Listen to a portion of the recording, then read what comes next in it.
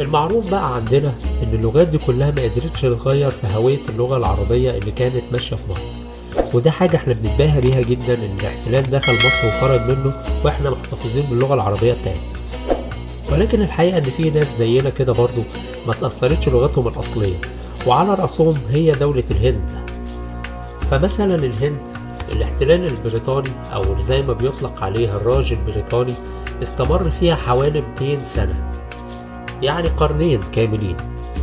ورغم كده الهند ما اتغيرتش اللغة بتاعتها واستمرت باللغة الهندية.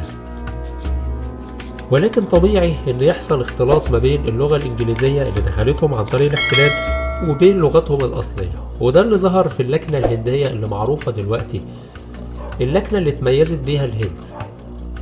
اللغة الهندية فيها الضغط على بعض الحروف، بالإضافة إن في بعض الحروف عندهم مش موجودة في اللغة الإنجليزية، فده اللي بيخليهم يستعيضوا عن الحروف دي ببعض الأصوات اللي مستخدمة في لغتهم المحلية.